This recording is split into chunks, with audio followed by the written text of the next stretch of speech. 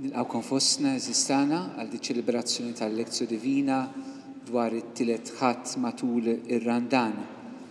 Dil-Lezzjo Divina ħad tiġi preseduta minn Patri Rej Francalanza, l-Provinċjal tal-Agostinjani, waqt li riflessjonijiet se jmexxina fost fihom huna Patri Martin Mikallef, il-Provinċjal tagħna il-Kapuċċini.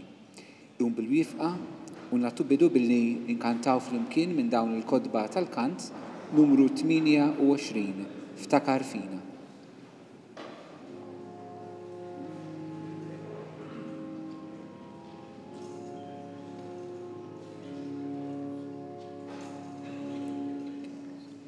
Ftakar fina mulej għalix tlifna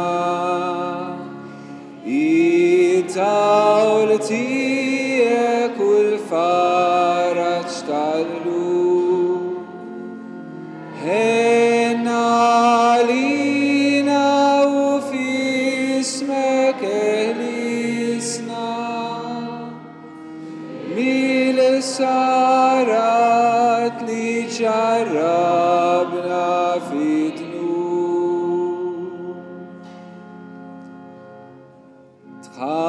tħallasni xomu lejfu li moti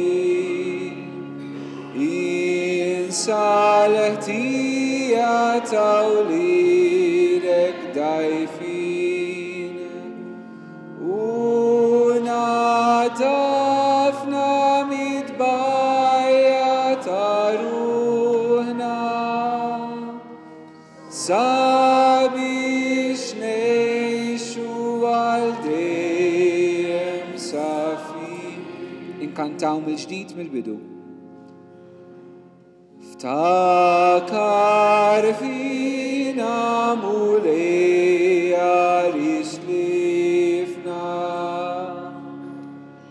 id-dawl tijek u l-faraġ tal-lu ħenna lina u fismek eħlisna mil-sarat li ġarrabna fitnu.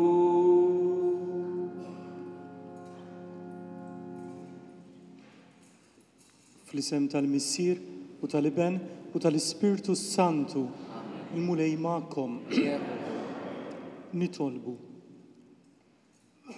Ħares mulej lil din il-familja tiegħek u żomm sħiħ fiha t-tagħlim li hija tikseb bl-emmejjel tajba tagħha. Ibqa' farraġna bil-għajnuna tiegħek sa ma twassalna fil-għena tas-sema. Din it-talba u Alla qed nofru lilek bibnek Ġesu Kristu Sidna li huwa Alla u li miegħek jgħix u jisaltam flimkien mal-Ispirtu Santu Alla wieħed għal dejjem ta' dejjem. Nibqgħu bil-wifqa tħabbira tal-kelma.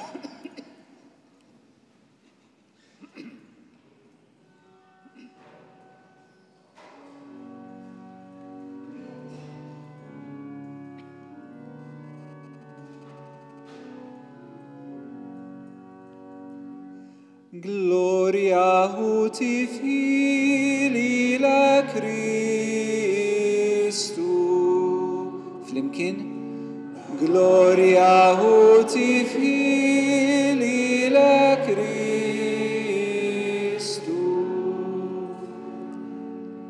Alla ekkab id-dinja li tali l-ibnu l-wahdini biex kull min jemmen fih ma jintilifx imma jkollu l-ħajja ta' dejjem. Gloria huti fili la Cristu.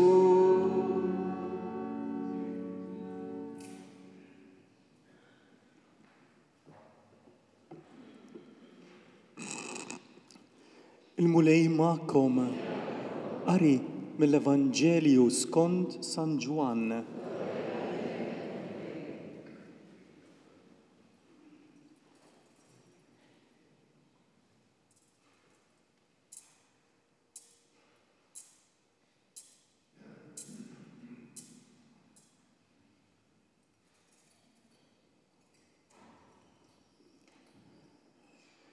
kien qorob lejt tal-lut u Ġesu tela Ġerusalem. Fit-tempju sab min qiegħed ibih barrin, naċ u ħamiem u min kien bil-qiegħda jsarraf fil-flus. Għamel sawt mill-ħbula u keċċihom il-kol il-barra mit-tempju bin-naċ u l-barrin tagħhom. Xeret il-flus ta' dawk li kienu jissarfu u qalbilhom l-imwejjed. U l-bejja tal-ħamim qalilhom warbu dawn minn hawn u dar missieri tagħmluhiex dar tan-negozju. Id-dixxipli ftakru f'dak li kien hemm miktub fl-Iskrittura il-ħeġġa għal darek fnietni. Imbagħad il-lut qabdu qalulu x'sinjal se turina illi inti tista' tagħmel dan. Ġesu biwieġehom ħodtu dan it-tempju u fi 3 ijiem jinnerġa' ntellgħu. Għalhekk il-lut qalulu dan it-tempju ħa 46 sena biex inbena u inti se ttellgħu fi 3 ijiem. Iżdu tkellem fuq it-tempju tal-ġisem tiegħu. Meta mbagħad qam mill-imwiet, id-dixxipli tiegħu ftakru f'dak li kien qal u emmnu fl-Iskrittura u fil-kliem li kien qal Ġesu.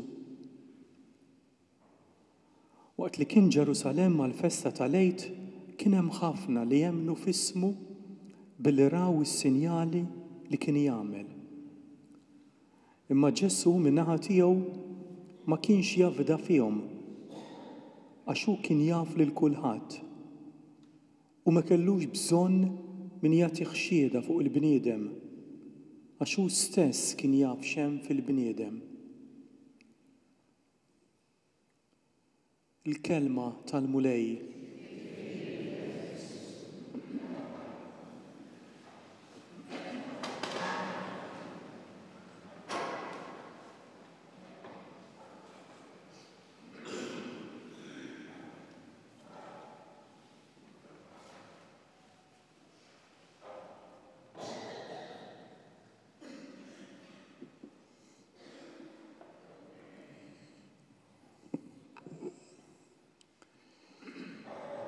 Għal dawk li huma familjari mal-Evanġelji sinottiċi San Mark, San Mattew, San Luqa, faċilment li jsibu l-episodju ta' Ġesu fit-tempju kif inhu rrakkuntat fl-Evanġelju skont San Ġwan bħala episodju ta' sorpriża.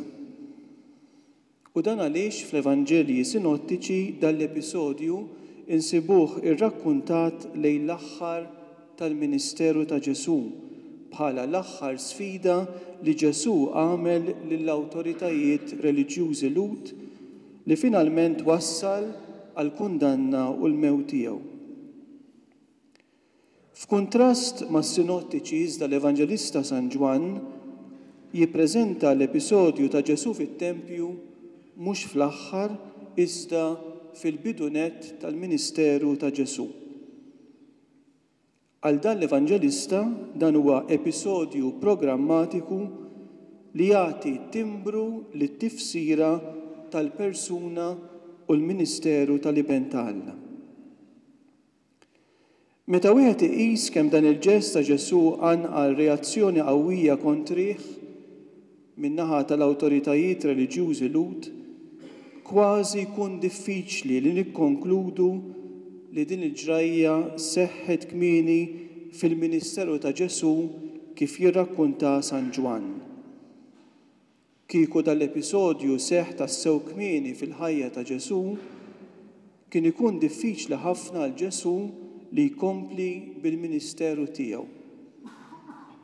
Minħabba f'hekk wieħed aktaru inklinat li jikkonkludi li r-rakkont kif insibuh fis-sinottiċi jiġifieri lejn tmiem il-ħajja ta' Ġesu huwa aktar storiku mill-mod kif inhu rrakkuntat fl-Evanġelju ta' San Ġwan li nsibuh fil-bidu tal-ħajja pubblika ta' Ġesu. Sabiex napprezzaw dal-episodju jkun tajjeb li qabel xejn nippruvaw nippreżentaw fil-qosor l-isfond tat-tifsira tal-bini tat-Tempju ta' Ġerusalem fil-ħajja tal-poplu ta' Iżrael. Qabel ma Salamun bena it-Tempju ta' Ġerusalem, it-tribujiet ta' Iżrael kienu jaduraw lill-Alla f'numru ta' santwarji bħalma kien is-santwarju f'Silo li ġie meqrut mill-Filistin kif naqraw fl-ewwel ktieb ta' Samwell meta dawn ħadu wkoll magħhom l-Arka tal-Patt. Kien is-Sultan David li xtaq jibni dar għall-Arka tal-Mulej, xi ħaġa li fil-fatt seħħet fi żmien ibnu Salamun. Imma mqar dan it-tempju li tiegħu insibu deskrizzjonijiet twal fl-ewwel ktieb tas-Slaten u fit-tieni ktieb tal-Kronaki, ġie meqrut minn Nebukadanassor fis-sena 587 qabel Kristu meta Ġerusalem waqgħet mill-Babiloniżi. Ma' ritorn mill-eżilju fis-sena 538 qabel Kristu reġa' beda jinbena it-Tempju u dan tlesta fis-sena 515 qabel Kristu. Tempju li baqa' magħruf bħala it-Tempju ta' Zerobabel, il-gvernatur ta' dak iż-żmien. Ma' żmien dan it-Tempju ġarrab ħsarat u ġie meqrut. Imma dan ġie mibni mill-ġdid mis-Sultan Erodi. L-istoriku Ludi Giuseppe Flavio jagħtina deskrizzjonijiet twal ta' dan it-tempju li beda jinbena lejn is-sena 2019 qabel Kristu u tlesta fi żmien 10 snin għalkemm baqa' jiġi mżejjen kważi sal-istess sena li fih ġie meqrut mir-Rumani fis-sena 70 wara Kristu. Il-tempju kien bini kbir majestus, faċċata miksija bi pjanċi ta' deb b'mod li meta titla' x-xemx dan kien ilellex u jidher mill-bogħod. Huwa kien maqsum f'partijiet differenti bis-santwarju l-aktar parti importanti fejn hemmhekk kien jidħol il-qassis il-kbir darba f'sena sabiex joffri sagrifiċċju għat-tpattija tad-dnubiet tiegħu u tal-poplu. Fi żmien Ġesu kien hemm attitudni differenti għat-Tempju. L-Esseni, pereżempju, kienu kontra t-Tempju ta' Ġerusalem. Jista' jagħti il-każ li Ġesu wkoll kellu attitudni ta' kritika qawwija lejn it-Tempju fil-ministeru tiegħu. Fil-fatt, fl-Evanġelju qatt ma naqraw li Ġesu kien jitlob fit-Tempju għalkemm insibuh bosta drabi jgħallem fit-Tempju. F'din l-attitudni kritika rridu nżommu f'moħħna wkoll li Ġesu qis lilu nnifsu fil-linja tal-profeti u mhux tas-saċerdoti li kienu marbutin mat-Tempju. Il-profeti kellhom kliem qiebes kontra t-Tempju. Fil-waqt li kienu jfakru li t-Tempju kellu jkun post ta' qdusija meħlus minn kull forma ta' korruzzjoni. Il-profeta Hosea, pereżempju, jikkundanna ritwali memula minn persuni li ma kienx jistħoqilhom jagħmlu dan, fil-waqt li jisħaq fuq il-bżonn tad-dispożizzjoni vera tal-qalb minn dawk li kienu jmorru fit-Tempju sabiex jaduraw lill-Alla. Fil-kapitlu 6 ta' Hosea naqraw jiena tieba rrid mhux sagrifiċċju li tarfu l-Alla rrid u mhux vittmi maħruqa. Il-profeta Mikeja wkoll fil-kapitlu 3 iħabbar il-qerda tat-Tempju. Ġeremija jgħid li t-Tempju sar għar tal-ħallelin u li l-mulej kellu jeqret it-Tempju bħalma għamel mis-santwarju ta' Silo, kwotazzjoni li nsibuha wkoll f'Mattew, f'Marku, f'Luqa. Miż-żmien tal-eżilju mbagħad il-profeti dew iħarsu lejn it-Tempju bħala post ideali u mġedded, xi ħaġa li kellha ssir fil-futur. Eżekjel, pereżempju, jitkellem fuq it-Tempju li minnu jara viżjoni ta' ilma ħiereġ minn dan il-bini li jagħti l-ħajja minn kull fejn jgħaddi. It-tielet Iżajija jikteb li t-Tempju kellu jkun post ta' talb għal kulħadd. Fil-waqt li l-profeta Zakkarija ħares il-qudiem lejn jum il-mulej, meta kulħadd kellu jissejjaħ qaddis u ebda negozjant ma jinstab fit-Tempju. it-tempju mhux biss kien iservi ta' post ċentrali għall-qima, il-post esklusiv għas-sagrifiċċju u l-għan tal-pellegrinaġġi lejn Ġerusalemm, imma t-tempju kellu wkoll ir-rwol kruċjali fil-ħajja soċjo-ekonomika tal-belt ta' Ġerusalemm. Fil-fatt nistgħu ngħidu li t-tempju kien ċentru ta' qawwa, ta' prestiġju, ta' għana għall-awtoritajiet reliġjużi u ċivili Lut. Nistgħu nifhmu għalhekk kif l-attitudni ta' Ġesu dwar it-tempju ħalliet impressjoni qawwija fuq dawk preżenti, speċjalment fuq l-awtoritajiet reliġjużi Lut. Biżżejjed ngħidu li San Marku u San Mattew jgħidulna li waqt il-proċess ta' Ġesu li wassal għal mewt tiegħu, xi xhieda akkużaw il-Ġesu li huwa kien qal li jista' jħodd it-tempju u jerġa' jibnieh fi 3 ijiem. Hekk ukoll dawk li kienu taħt is-salib ta' Ġesu iddieħ u bih u għajruh, inti li tħodd it-tempju qalulu u li fi 3 ijiem terġa' tibnieh. Salva lilek innifsek jekk inti li bent Alla. L-atti tal-Apostli wkoll jinkludi akkużi simili fuq Ġesu fil-proċess kontra Stifnu. L-Evanġelji sinottiċi jgħidulna li Ġesu nnifsu ħabbar li ma tibqax ġebla fuq oħra li ma tiġġarrafx minn dan it-tempju. Imma dan qalu bħala tweġiba għal kummenti tad-dixxipli fuq kemm kien sabiħ il-bini ta' dan it-tempju. Din kienet twissija profetika fil-kuntest tad-diskors apokalittiku. San Mattew juża sentenza oħra ta' Ġesu fil-kuntest tal-konflitt tal-ħarsien tas-Sibt, meta Ġesu jiddikjara hawnhekk hawn aqwa mit-tempju.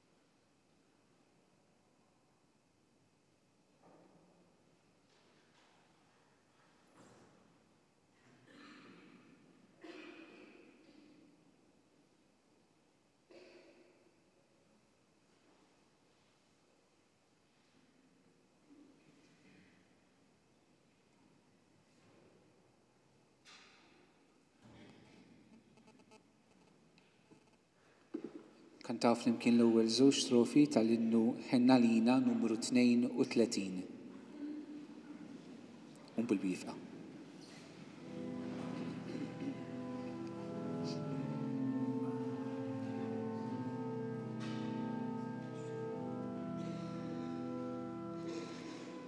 Ħenna lina mulej, ħenna lina. Ħenna lina mulej, ħenna lina. Lejk mulej nollu lubna jismana.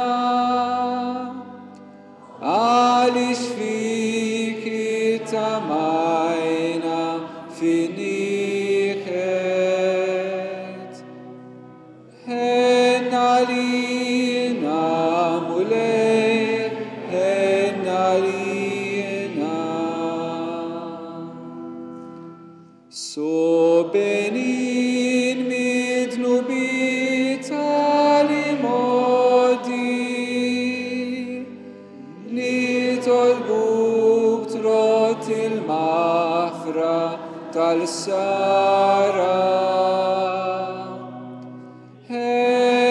Ennalina mulej, ennalina.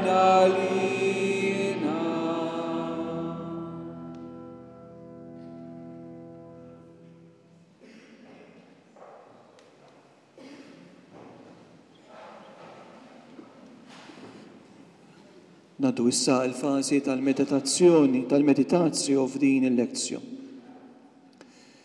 Ir-rakkonta Ġesu fit-Tempju kif insibuh rakkuntat fl-Evanġelju ta' San Ġwan li minnu se naqraw f'dan it-tielet ħadd tal-Randan għandu elementi differenti distinti fosthom ir-referenza għal barrin u n-naċ fil-vers 14, referenza għas-sawt magħmul miħbula fil-vers 15, ir-referenza għal flus li ġew imxerda fl-istess vers, u l-kliem ta' Ġesu lil dawk li kienu qegħdin ibijaw il-ħamim fil-vers 16. Għandna wkoll il-preżenza tad-dixxipli li jiftakru dak li tgħid l-Iskrittura fil-versi 17 u 22 u l-konfrontazzjoni immedjata ta' Ġesu mal-Lut li wassal għall-kliem ta' Ġesu fuq it-Tempju fil-vers 17 minflok fuq fom ix-xhieda folozz waqt il-proċess tal-passjoni kif naqraw f'San Mark jew fuq fom dawk li kienu taħt is-salib kif naqraw f'Mattew kapitlu 27 u f'San Mark fil-kapitlu 15. Fir-raba' Evanġelu dan l-episodju jiftaħ b'introduzzjoni li tisħaq il-kuntest ludi tax-xena bir-referenza għal festa tal-Għid Ludi u l-fatt li Ġesu tela anabajnu bil-Grik Ġesu tela Ġerusalem għal pellegrinaġġ marbut ma' din il-festa. Ir-referenza għal festa tal-Għid Ludi nerġgħu niltaqgħu magħha fil-konklużjoni ta' dan l-episodju fil-vers 23. U allura ir-referenza għal din il-festa tipprovdi bħal frame liturġiku madwar l-azzjonijiet u l-kliem ta' Ġesu f'dan l-episodju. Ir-referenza tal-mewt u l-qawmien ta' Ġesu li għad iridu jseħħu fin-narrattiva jantiċipaw l-aħħar festa tal-Għid Ludi. Il-festa tal-Għid kienet waħda mit-tliet festi tal-pellegrinaġġi li kull raġel ludi kellu jiċċelebra f'Ġerusalem kif naqraw fil-kapitlu 16 tad-Deuteronomju. Numru kbir ta' pellegrini mill-provinċji kollha tal-Palestina u mid-diaspora kienu jimlew il-belt il-qaddisa f'din il-festa li kienet fakkar b'mod l-aktar drammatiku li bih il-Mulej Alla ħeles lil-Lut mill-Eġittu fil-lejl tal-Esodu. Dakinhar l-anġlu tal-mewt għadda minn fuq kull ewwel wild ta' dawk id-djar li ma kinux immarkati bid-dem tal-ħaruf.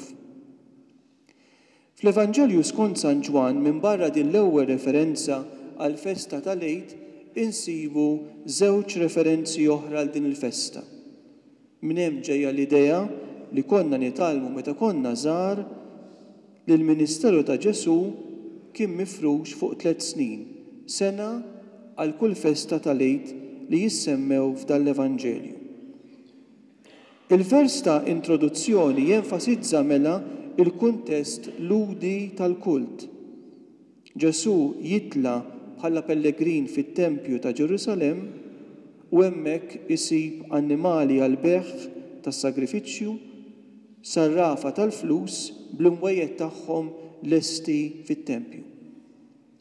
Il-barrin, in-naċ, flimkien mal-ħamiem li jissemmew f'dan l-episodju kienu jkunu fit-Tempju sabiex jiġu issagrifikati b'offerta f'dan it-Tempju. Il-proviżjon ta' dawn l-annimali tas-sagrifiċċju kien servizz konvenjenti għal pellegrini li kienu jiġu mill-bogħod. U allura minflok ma' dawn kienu joqogħdu jkaxkru magħhom dawn l-annimali għal distanzi twal, fit-Tempju setgħu jsibu jixtru dawn l-annimali meħtieġa għas-sagrifiċċju. Il-ħamiem, pereżempju, kien meħtieġ għal purifikazzjoni tan-nisa, speċjalment jekk dawn kienu fqar, kif naqraw fil-kapitlu 12 tal-Levitiku. Kienu jservu wkoll għat-tisfija ta' dawk li kienu morda b'xi marda tal-ġilda u għal-anijiet oħra, kif inkomplu naqraw fil-Levitiku. Is-sarrafa tal-flus kienu wkoll parti essenzjali tal-qima fit-tempju minħabba it-taxxa annwali tat-tempju li kellha titħallas f'muniti li ma kinux joffendu l-liġi ludija bħalma kienu l-muniti Rumani li kienu jġibu fuqhom iġbija tal-Imperatur Ruman. Pellegrini li kienu jiġu minn partijiet differenti tal-imperu, allura kellhom bżonn isarfu l-flus tagħhom sabiex iħallsu din it-taxxa li kull ludi li kien għalaq l-20 sena kien obbligat iħallas għas-sagrifiċċji tal-ħrief li kienu jsiru darbtejn kuljum, wieħed filgħodu u ieħor fil-għaxija fit-tempju. Dan kien dak li Iżrael kien ordnat jagħmel bħala offerta kontinwa u perpetwa, bħalma naqraw fl-Esodu fil-kapitlu 29. It-taxxa mela kienet tipprovdi għajnuna għal dawn iż-żewġ sagrifiċċji ta' tpattija li kienu jsiru kuljum u bekk kienet tiġġedded ir-rabta tal-patt bejn Iżrael u Alla. Is-sarrafa tal-flus u l-annimali fit-tempju mela kienu jagħmlu possibbli il-parteċipazzjoni kultwali ta' kull ludi. Iżda dawk l-affarijiet li kienu jirrappreżentaw il-perfezzjoni tal-kult ludi huma fil-fatt l-istess affarijiet li l-Mulej Ġesu attakka f'dan l-episodju. L-azzjonijiet ta' Ġesu fit-tempju jirrappreżentaw att ta' stmerrija tar-rit l-aktar importanti fil-kult ludi. U l-ġest ta' Ġesu iservi bħala mod li bih wera li hemm mod ieħor ta' sagrifiċċju ta' tpattija li fil-fatt ġaf fix-xejn is-sagrifiċċju li s'issa kien qed isir fit-tempju. Dan narawh mill-mod kif Ġesu jakkumpanja l-azzjonijiet simboliċi li jagħmel fit-tempju bil-kliem tiegħu li bih jispjega dak li kien qed jagħmel. Hawn allura rridu ninnutaw kif meta Ġesu jindirizza lil dawk li kienu qed ibiegħu il-ħamiem, il-lingwaġġ tiegħu jinbidel mit-tempju, hieron bil-Grik, għal kelma dar, oikos bil-Grik. Bl-użu tal-kelma dar minflok tempju, Ġesu kien qed jirrifletti l-aktar titlu frekwenti użat mit-tradizzjoni tas-Settwaġinta, jiġifieri it-tradizzjoni tat-Testament il-Qadim bil-Grik meta din titkellem mit-Tempju ta' Ġerusalemm. Ħafna drabi Settwaġinta sejjaħ it-Tempju oikos dar jew oikos hagios dar qaddisa jew oikios tuteju dar ta' Alla jew naos santwarju. Ġesu jsejjaħ it-tempju oikon tu patros moj, jiġifieri dar missieri. U b'daw il-kelmiet Ġesu juri ir-relazzjoni unika tiegħu ma' Alla ta' Iżrael. Nistgħu ngħidu li aħna bħala qarrejja ta' dan l-Evanġelju għandna il-vantaġġ u l-privileġġ fuq il-personaġġi li jissemmew fid-narrattiva ta' dan l-Evanġelju.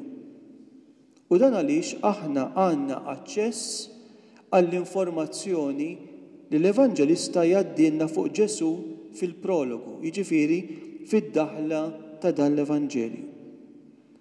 Fil-prologu l-Evanġelista San Ġwan jiddeskrivi ir-relazzjoni tal-logos tal-kelma bil-krim proston tejon, jiġifieri li l-kelma kienet ma' Alla.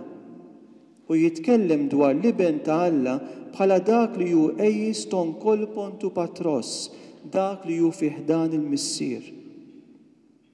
Minħabba din ir-relazzjoni mal-missier, l-iben ta' Alla li sar bniedem juri lilu nnifsu bħala it-tempju, jew aħjar id-dar il-ġdida ta' Alla għaliex fih hemm il-glorja ta' Alla. Dik l-istess glorja li tissemma fl-inkarnazzjoni meta naqraw u l-Verb sar bniedem u għammar fostna u aħna rajna il-glorja tiegħu. Bil-miġja tal-iben ta' Alla fostna, it-Tempju ta' Ġerusalemm ġie relegat għal kategorija ta' suq pubbliku bil-Grik oikon imperium, kif isejjaħlu Ġesu f'tal-istess episodju. Allura dak li Ġesu għamel fit-Tempju ma rridux inħarsu lejh bħala azzjoni li kellha tissarraf fil-qerda tat-Tempju f'xi żmien fil-futur. Minflok, l-azzjoni ta' Ġesu fit-Tempju aktar irridu nippruvaw nifhmuha bħala sinjal li fl-istess persuna tiegħu infisser bħala t-Tempju l-ġdid ta' Alla u kien qed jieħu post it-Tempju ta' Ġerusalemm u l-kult marbut miegħu. Huwa fid-dawl ta' dan li rridu nippruvaw nifhmu wkoll xi ħaġa importanti oħra. Filwaqt li fl-ewwel parti tar-rakkont ir-referenzi sagrifikali li kienu jsiru fit-Tempju huma ppreżentati fir-referenza tal-festa tal-Lejl tal-Lut, fir-referenza tal-annimali l-kbar u fit-tixrid tal-muniti li kienu jintużaw fit-Tempju, dawn ix-xbijat kollha jinbidlu f'sagrifiċċju ġdid u differenti li kellu jseħħ fit-Tempju l-ġdid, jiġifieri fis-sagrifiċċju tal-persuna ta' Ġesu, il-ħaruf ta' Alla. Dan joħroġ b'mod sottili ħafna immedjatament wara l-azzjonijiet ta' Ġesu fejn naqraw hekk fil-vers 17. Id-dixxipli ftakru f'dak li hemm miktub fl-Iskrittura, il-ħeġġa għal darek fnietni. Hawnhekk il-kwotazzjoni mis-Salm 69, il-ħeġġa għal darek fnietni, irridu naqrawha f'dan il-kuntest sagrifikali. Dak li Ġesu wettaq fit-Tempju ġabu f'konflitt mal-Lut, konflitt li finalment wassal għal mewt ta' Ġesu fuq is-salib. Dan hu dak li jfisser il-kliem tas-Salm il-ħeġġa tiegħek fnietni fit-traduzzjoni tal-Aqda Biblika Maltija jew il-ħeġġa tiegħek kilitni fit-traduzzjoni ta' Sajdon. Il-fatt li tżelu jew il-ħeġġa tiegħu kiluh ikkun smawh ma jfissirx li żżelu jew il-ħeġġa kien ħakem lis-salmista kif forsi naħsbu. Minflok il-kliem il-ħeġġa għal darek fnietni hija referenza li l-mewt kienet fil-qrib. Din it-tifsira tas-Salm 69 issir aktar ċara u ovvja meta naqrawha fil-kuntest ta' kif tiġi kwotata f'dan l-episodju fil-kapitlu 2 ta' San Ġwan. Il-bidla li l-Evanġelista jagħmel fl-istat grammatikali tal-verb il-Grik mill-passat kif insibuh fis-Settwaġinta għall-istat tal-futur juri li din il-ħaġa kienet trid issir fil-futur. Dan ifisser li fl-ewwel referenza għal-lejt ludi li jsemmi San Ġwan f'dan ir-rakkont kienet diġà qed titħabbar l-aħħar festa tal-Għid. Jiġifieri l-waqt li fih kellu jiġi issagrifikat il-ħaruf ta' Alla, Ġesu Kristu. Dan naraw ukoll fl-użu tal-espressjoni id-dixxipli ftakru. Meta dan l-Evanġelista juża din il-kelma, juża dejjem f'referenza għal mewt u l-qawmin ta' Ġesu. L-uniku eċċezzjoni hija dik li naqraw fil-kapitlu 14, vers 26, fejn il-funzjoni tal-Paraklitu hija li jfakkar lid-dixxipli dak kollu li Ġesu qal. Imma mqara hawnhekk, il-mewt ta' Ġesu kienet imminenti. Għaliex Ġesu kien qed jitkellem fuq żmien meta hu ma jkunx aktar preżenti mad-dixxipli.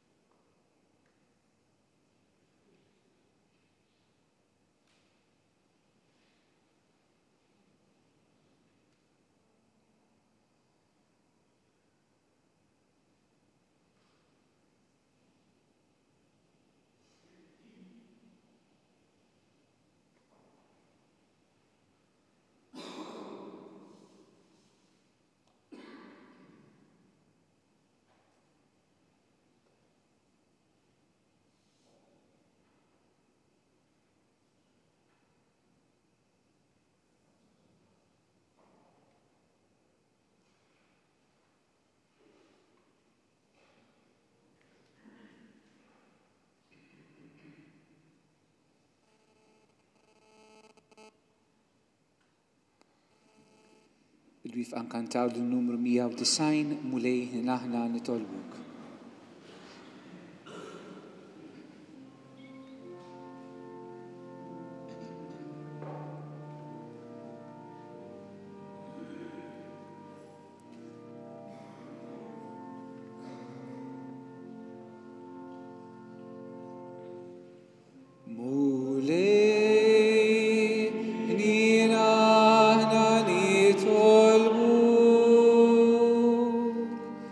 Fil-waqt li nollu lubna smana, fik bis tinsab it-tama tagħna, u għalkemm tnibna taf li aħna nħobbu. Mulej tħalli li til-qalb tagħna tidbiet minnek ħasen id-dnub. Żommilek funa din hija għaxħaltitna tinsab mislu. Mulejn aħna nitolbuk, fil-waqt li nollu lubna smana, fik bis tinsab it-tama tagħna, u għalkemm tnibna taf li aħna nħobbuk. Kif inti fdejtna bil-mewta tiegħek u rejti mħabtek hekk mal-bnedmin, ma'quda somna indejjem miegħek biex nagħtuk uġi kull ħin. Mulejn aħna nitolbuk, fil-waqt li nollu lubna smana, fik bis tinsab it-tama tagħna, u għalkemm tnibna taf li aħna nħobbuk.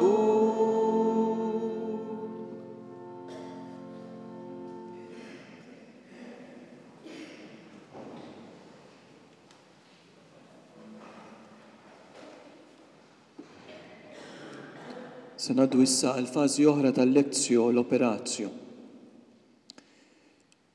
It-tweġiba lill-lut taw il-Ġesu sinjal se turina li inti tista' tagħmel dan tikkonċentra biss fuq dak li Ġesu kien għamel, filwaqt li twarrab kompletament il-kliem li kien għadu kemm qal. U billi ma tawx każ tal-kliem ta' Ġesu, l-awtoritajiet Lut ma rnexxilhomx jarfu l-awtorità wara l-azzjonijiet ta' Ġesu. It-tweġiba ta' Ġesu ħottu dan it-tempju naos bil-Grik u fit-3 ijiem nerġa' ntellaw jibqa' biss kliem enigmatiku għal Lut li ma femux dak li Ġesu rid jgħid. Li tħodd tempju bħal dak u terġa' tibnieh fi 3 ijiem hija xi ħaġa impossibbli. U allura nistgħu narfu kif Ġesu kien qed jitkellem b'lingwaġġ li bih kien qed jistieden lil Lut sabiex jifhmu t-tifsira aktar profonda tat-tempju li fuqu kien qed jitkellem. Nistgħu ngħidu li din hija strateġija sottili li juża r-Rab Evanġelista fejn Ġesu jitkellem fuq ħaġa u l-persuni li jkunu qed jitkellmu miegħu jifhmu xi ħaġa oħra. Biex nagħtu eżempju, hekk ġralu Nikodemu li Ġesu stiednu sabiex jitwiled mill-ġdid u dan jiskanta kif seta' jidħol f'ġuf ommu mill-ġdid meta huwa kien xjah. Hekk ġra wkoll il-mara Sammaritana meta Ġesu qalilha li għandu ilma li jaqtalax u iskantata x'innutat li Ġesu lanqas biex jimla l-ilma ma kellu. Hekk ġralhom il-Lut meta Ġesu qalilhom li hu kien il-ħobż ħaj li niżel mis-sema u huma qalulu li huma kienu jafu mnejn ġie. Hekk jiġri wkoll hawnhekk meta Ġesu qal lil-Lut ħottu dan it-tempju u fi 3 ijiem nerġa' ntellaw. U hawn fejn issa nibdew nifhmu dak li bdejna bih. Jiġifieri kif l-Evanġelista San Ġwan qiegħed dal-episodju fil-bidunet tal-ħajja pubblika ta' Ġesu bħala episodju programmatiku. Fil-fatt dan huwa episodju li jiġbor fil-qosol il-kristoloġija ta' San Ġwan, jiġifieri il-mod kif dal-Evanġelista jifhem il-persuna ta' Ġesu. Dal-Evanġelju jiftaħ bl-istqarrija li l-Logos, il-kelma, hija Alla. Hekk naqraw fl-ewwel vers ta' dan l-Evanġelju. Fil-bidu kien il-Verb u l-Verb kien ma' Alla u l-Verb kien Alla. Imbagħad fil-prologu nkomplu naqraw il-mument solenni tal-inkarnazzjoni tal-Verb. U l-Verb sar bniedem u għammar fostna. Propjament fit-test Grik naqraw li l-Verb waqqaf l-għarix tiegħu fostna, eskenezen en humin bil-Grik. Il-kelma l-għarix jew tinda tfakkarna fit-tinda tal-laqa li fuqha kienet tinżel tistrieħ il-preżenza ta' Alla sabiex jitkellem ma' Mosè. U allura il-lingwaġġ li juża San Ġwan sabiex jesprimi l-waqt tal-inkarnazzjoni fil-prologu jurina li Alla kien qed isir tempju, li Alla kien qed isir tinda għarix fost il-bnedmin. Dan kollu nkomplu nifhmuh aħjar ftit versi wara meta li Natanajel Ġesu jgħidlu tassew ngħidilkom qatt taraw is-sema miftuħ u l-anġli ta' Alla tilejn u niżlin fuq bin il-bniedem. L-isfond ta' dan il-kliem fil-kapitlu 1 vers 51 hija l-ħolma li kellu Ġakob li naqraw fuqha fil-kapitlu 28 tal-ktieb tal-Ġenesi. Fejn Ġakob ra f'ħolma sellun jistrieħ bejn is-sema u l-art u l-anġli ta' Alla kienu tilejn u niżlin fuq dan is-sellun. Dan is-sellun issa ħadlu postu il-persuna ta' Ġesu, l-iben ta' Alla, li fl-inkarnazzjoni sar bħal sellun li jaqgħad lill-Alla mal-bniedem u lill-bniedem ma' Alla. Ġesu jsir mela medjatur, it-tifsira tal-kelma saċerdot, medjatur bejn Alla u l-bniedem. Dan l-episodju mbagħad jieħodna fl-episodju tat-tieġ f'Kana, fejn wara li Ġesu biddel l-ilma f'inbit tajjeb naqraw li b'dan is-sinjal Ġesu wera il-glorja doksa, il-glorja tiegħu. Din il-kelma glorja hija l-istess kelma li diġà l-Evanġelista uża meta jiddeskrivi l-waqt tal-inkarnazzjoni u wera il-glorja tiegħu. Il-glorja hija referenza għall-istess natura ta' Alla. Din il-glorja li kienet moħbija fis-santwarju tat-tempju issa ġiet murija, issa ġiet irrivelata fil-persuna ta' Ġesu li f'dan l-episodju jippreżenta lilu nnifsu bħala t-tempju l-ġdid ta' Alla. Mill-episodju tat-tiġ f'Kana niġu propju għal dal-episodju li qed nimmeditaw fuq. Fejn Ġesu fit-tempju jisfida lil-Lut, ħottu dan it-tempju u fi 3 ijiem nerġa' ntellaw. U hawnhekk fejn huma ma jifhmux u jwiġbuh dan it-tempju ħa 46 sena biex inbena u inti se tellaw fi 3 ijiem, imma immedjatament l-Evanġelista jidħol bil-kummentarju tiegħu u jispjegalna hekk. Iżda hu tkellem fuq it-tempju tal-ġisem tiegħu. Ew ninnutaw kif hawnhekk l-Evanġelista qiegħed it-terminu santwarju naos bil-Grik u ġisem soma fuq l-istess livell biex bekk jurina li it-tempju veru huwa l-istess persuna ta' Ġesu li ben ta' Alla. Dan inkomplu naraw fl-episodju tal-laqa ta' Ġesu mal-mara Sammaritana fil-kapitlu 4.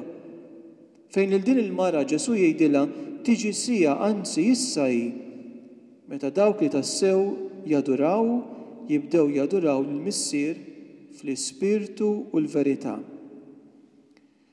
Dan il-kliem Ġesu jgħidu wara li din il-mara qalilha jiġi żmien meta mhux fuq din il-muntanja tadoraw il-Missier anqas Ġerusalemm, imma l-qima vera kellha ssir fl-ispirtu u l-verità. Xi fisser dan? Aktar tard Ġesu jiddefinixxi lilu nnifsu bħala it-triq, il-verità u l-ħajja. Mela meta Ġesu jgħidilna li dawk li tassew jaduraw jibdew jaduraw il-Missier fl-ispirtu u l-verità qed jgħidilna li l-adorazzjoni vera issa ma kellix isseħħ aktar fit-tempju ta' Ġerusalemm. Imma l-adorazzjoni vera kellha sseħħ f'tempju ġdid, it-tempju tal-persuna tiegħu stess u li hu l-istess verità u ħajja. B'dan il-mod, il-bini tat-tempju ta' Ġerusalemm tilef l-għan tiegħu. U għalhekk Ġesu seta' tassew jisfida lil-Lut biex iħottu il-bini ta' dan it-tempju. Minflok dan it-tempju tal-ġebel issa kien hemm tempju ieħor, it-tempju tal-ġisem ta' Ġesu li ben ta' Alla, li fih kien hemm tammar l-istess preżenza ta' Alla. Hekk naqraw fix-xhieda li Ġwann il-Battista jagħti fil-bidu ta' dan l-Evanġelju fuq Ġesu, meta Ġwanni jgħid jiena rajt l-Ispirtu nieżel mis-sema bħal ħamiema u joqgħod fuqu. U joqgħod fuq espressjoni li San Ċirillu tal-Ixandra jiddedika paġni sħaħ fil-kummentarju tiegħu fuq San Ġwann jispjega din il-frażi li l-Ispirtu baqa' fuq Ġesu. L-Ispirtu issa kien sab post fejn seta' jammar u jibqa'. L-Ispirtu jew aħjar l-istess preżenza tal-glorja ta' Alla issa kienet qed tammar mhux aktar fil-bini tal-ġebel tat-tempju ta' Ġerusalemm, imma fit-tempju tal-persuna tal-iben ta' Alla. B'mod ironiku, ir-Raba Evanġelista jurina bil-mod sottili u fin tiegħu lil-Lut li ma fehmux it-tifsira ta' dan it-tempju ġdid li fih biss tammar tassew il-preżenza ta' Alla. Fil-fatt il-Lut ikkontribwixxew sabiex iseħħ is-sinjal li huma stess kienu talbu minn Ġesu. Dan ġara meta huma waslu l-iben ta' Alla sal-mewt tas-salib. Imma Ġesu tella dan it-tempju ġdid fi 3 ijiem kif kien ħabbar huwa stess permezz tal-qawmin tiegħu mill-imwiet. Il-persuna ta' Ġesu bħala t-tempju ta' Alla tiġi ippreżentata b'mod drammatiku fil-Passjoni. Meta wara l-mewt tiegħu, is-suldat nifed il-ġemb ta' Ġesu li minnu naqraw ħareġ demm u ilma. Dan l-ilma, simbolu tal-Ispirtu, ifakkarna fid-dera ta' Eżekjel li fiha ra it-tempju l-ġdid li minnu ħareġ l-ilma li kull fejn għadda tal-ħajja. Dak li der bħala l-ġisem mejjed ta' Ġesu kien fil-fatt ġisem li kien għadu jagħti l-ħajja għaliex dan il-ġisem u l-istess tempju li fih tammar il-glorja ta' Alla. Huma biss dawk li jemnu li jistgħu jifhmu dan il-kliem. U għalhekk li l-episodju ta' Ġesu fit-tempju jispiċċa bil-kliem meta mbagħad qam mill-imwiet id-dixxipli tiegħu ftakru f'dak li kien qal u hemmnu fl-Iskrittura u fil-kliem li kien qal Ġesu. Ejjew ninnutaw hawnhekk kif l-Evanġelista qiegħed fuq l-istess livell l-Iskrittura u l-kliem ta' Ġesu. Dan ifisser li meta nkiteb dan l-Evanġelju, il-kliem ta' Ġesu kien diġà apprezzat, meqjus u meqjum bħala parti mill-Iskrittura, bħala parti mill-istess kelma ta' Alla li saret laħam, li saret is-santwarju jew it-tempju ta' Alla. San Pawl fl-ewwel ittra tiegħu il-Korentini fakkarna f'dan il-kliem. Ma tafux li ġisimkom huwa t-tempju tal-Ispirtu Santu li jinsab jammar fikom? Il-mod kif ngħixu l-mixja tagħna wara Ġesu jikxef jekk tassew ħajjitna hijiex dan it-tempju li jistħoqlu li Alla jammar fih. Bħalma Ġwan il-Battista ra l-Ispirtu jinżel fuq Ġesu u jibqa' fuqu għaliex sab post fejn jista' jammar tassew, hekk ukoll aħna. Mhux biżżejjed li aħna rċevejna l-Ispirtu ta' Alla, imma dan l-Ispirtu jrid isib post permanenti fina fejn ikun jista' jibqa' jammar u jibqa'. Jalla id-dera ta' Eżekjel il-profeta li fiha ra l-glorja ta' Alla titwarrab minn ġo tempju bħala sinjal li Alla kien twarrab minn ġo nofsu l-poplu tiegħu ma' s-seħqat fil-ħajja tagħna.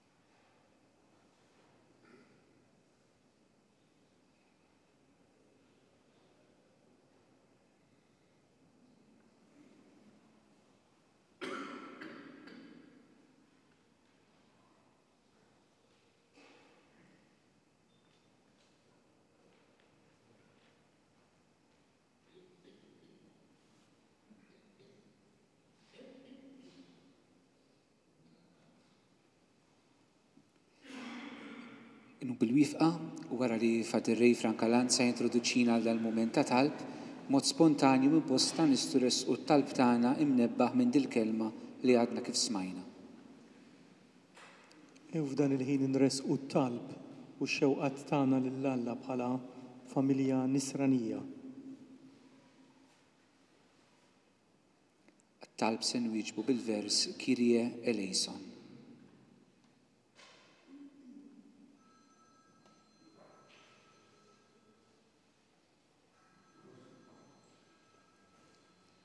Jew nagħmlu talba speċjali għall-Arċisqof elett il-ġdid u għall-komunitajiet reliġjużi kollha tagħna nitolbu.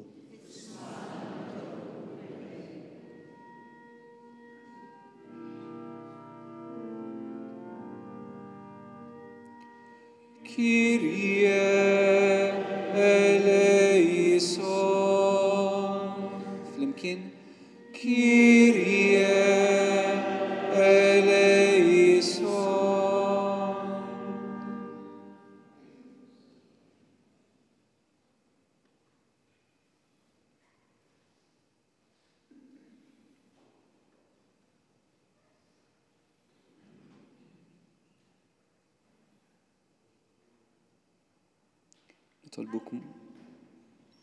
Nitolbuk mulej sabiex tagħtina l-għarfien kontinu tal-preżenza tiegħek ġewwa fina. Nitolbu. Kyrie eleison.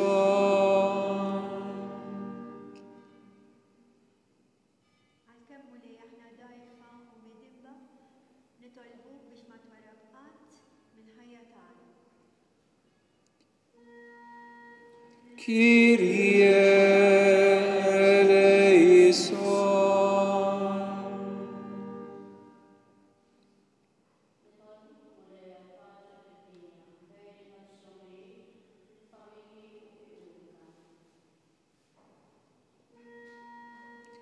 Kyrie eleison.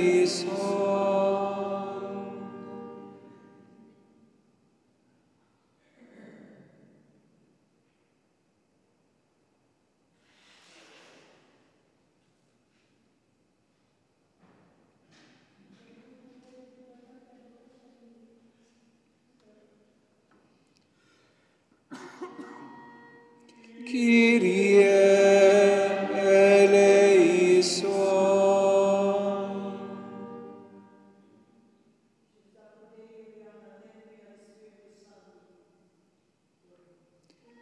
Kyrie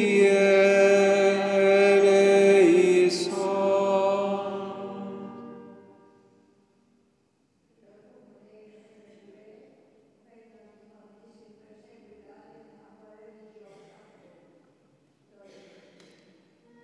Kyrie eleison.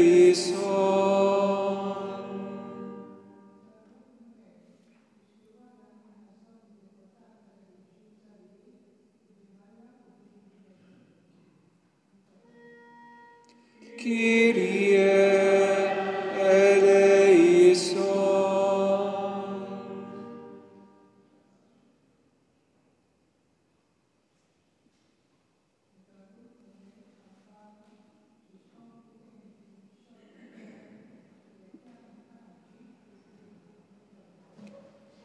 Kyrie eleison.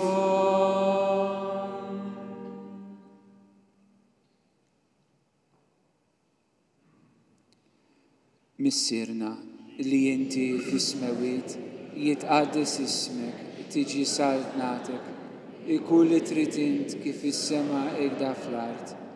Ħobżna ta' kuljum għatina llum, aħfrina dnubietna bħalma naħfru minnu ħati għalina, la daħannix fi tiġrib isseħlesna mid-deni. O Alla, għamel li din iċ-ċelebrazzjoni li jexna fl-imkien il-lejla tibqa' taħdem fina bil-ħidma qaddisa tiegħek u tgħinna biex l-emil tajjeb tagħna inwettquh dejjem bil-grazzja tiegħek bi Kristu Sidna. Il-mulej magħkom. Kieġobkom imbaxxu rasna u nirċivu l-barka ta' Alla. Berikkom Alla li jista' kollox, il-Missier u l-Iben u l-Ispirtu Santu. Amen. Intemmu di ċelebrazzjoni billi nkantaw l-innu o mulejna tu kull ġieħ numru 132.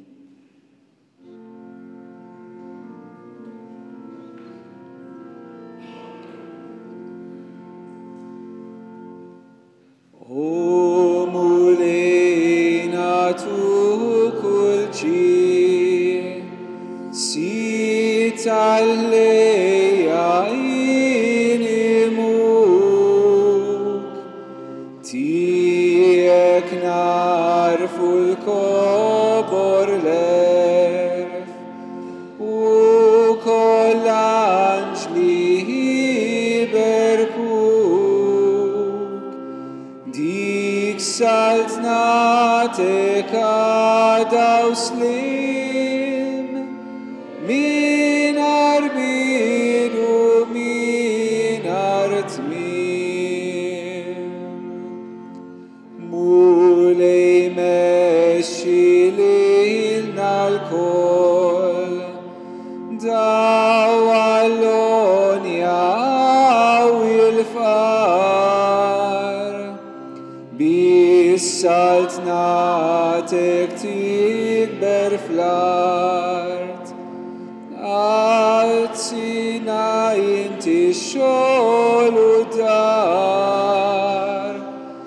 serħu kolati il-mejtin,